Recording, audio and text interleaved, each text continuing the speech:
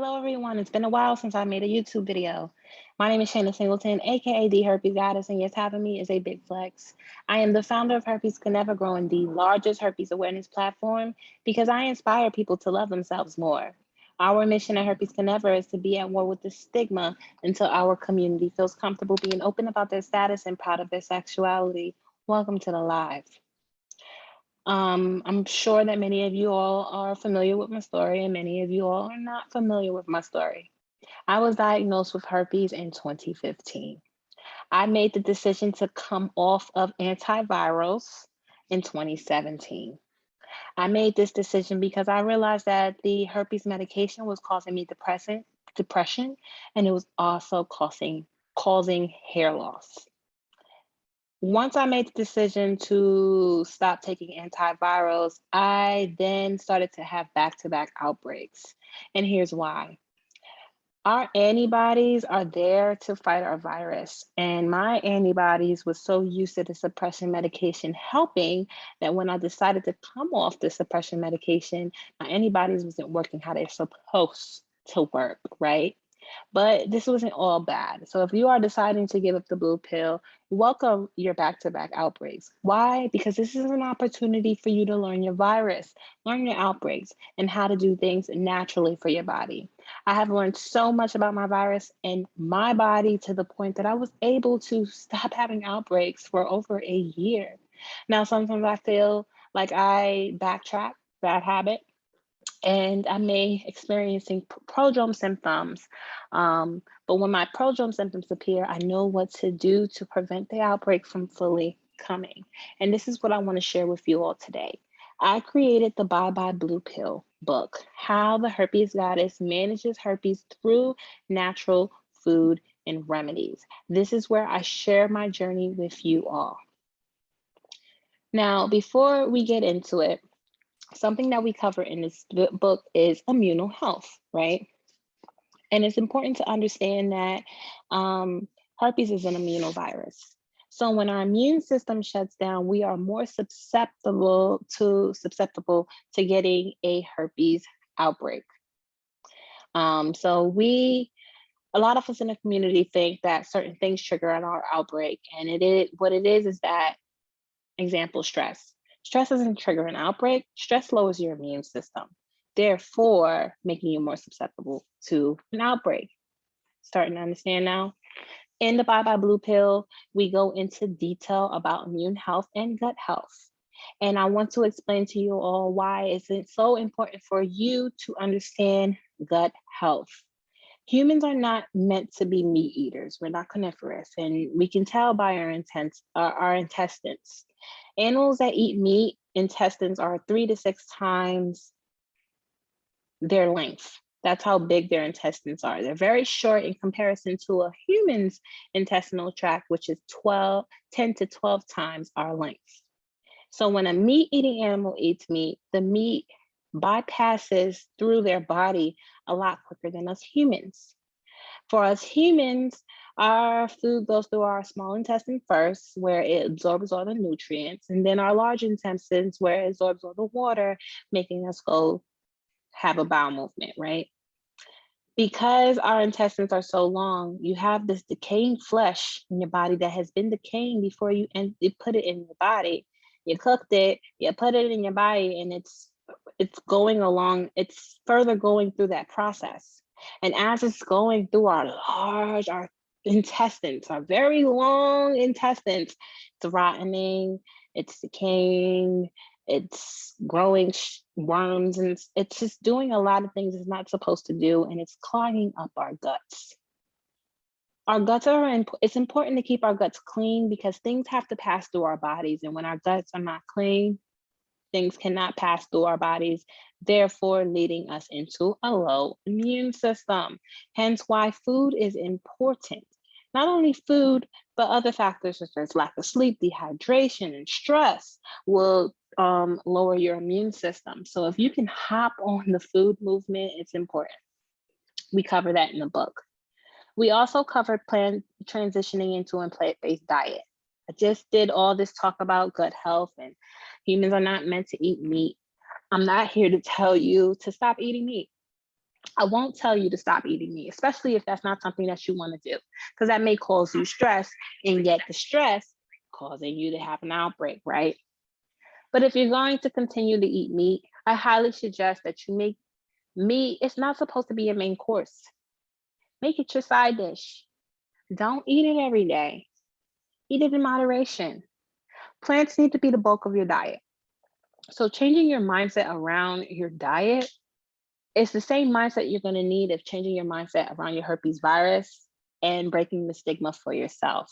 And we cover that in this book as well. Let me stop sharing my screen here, and I'm going to start digging into the book so that you can get a better idea of what you're going to be able to find within the book, right? So we went over mindset, immune system, transitioning to a plant-based diet. Now let's get into arginine versus lysine. For those of you who are not familiar with these amino acids, arginine is an amino acid that our bodies naturally produce. It's always present. And arginine is also an amino acid that the herpes virus thrives with, okay? So it's not that you're eating foods high in arginine and you're triggering on a virus, triggering on an outbreak. What arginine does is, say if prodrome symptoms appear, it may egg a virus, an outbreak on.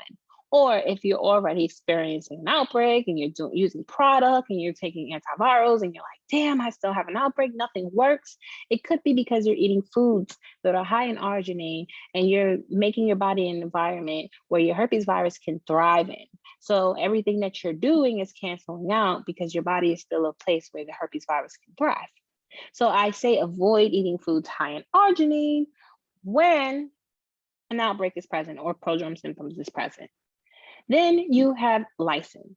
Lysine is the opposite. The herpes virus absolutely hates lysine, okay?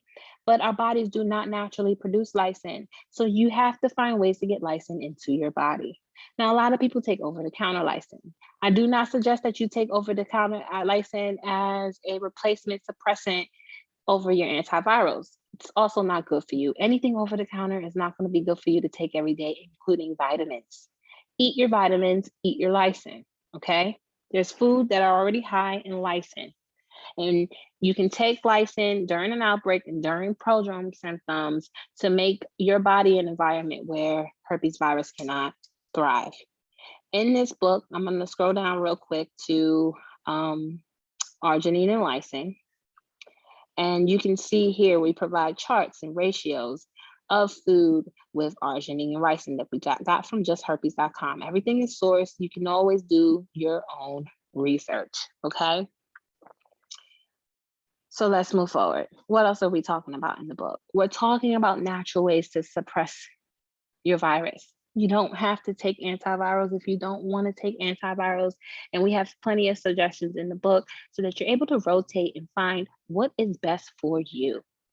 As far as food soothing goes, soothing is amazing, right? So let me scroll down to soothing real quick. I think that's at page 19, right? Let me scroll down to soothing. See the suppression portion? I source everything, by the way. Soothing.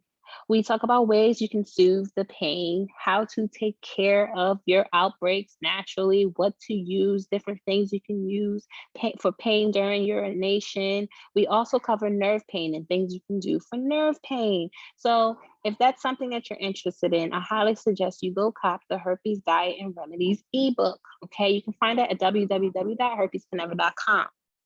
Now let's get into essential oils. This is the last part of the book. Now, some of you take antivirals and still experience back-to-back outbreaks. Why? Because antivirals do not penetrate all strands of herpes. For those who don't know, there is 100 different types of herpes. 8 of those types infect humans. Stuff like shingles, chickenpox, zosters, mono, it's all herpes. Now, the herpes that I talk about most of the time is herpes type 1 and herpes type 2, okay? Underneath herpes type 1, you have several different strands of herpes type 1. And underneath herpes type 2, you have several different strands of herpes type 2. Antivirals do not penetrate all the different strands, okay? So let's scroll down to essential oils real quick. In this book, we cover all the different essential oils that will work for your herpes virus. See here, we have peppermint oil. I sourced my stuff so that you all can go do your own research. You can see it here. You have links for everything under resources. All right, back to peppermint oil. Let's talk about peppermint oil. Calm symptoms of activated herpes strands, even strands that are resistant to herpes medication.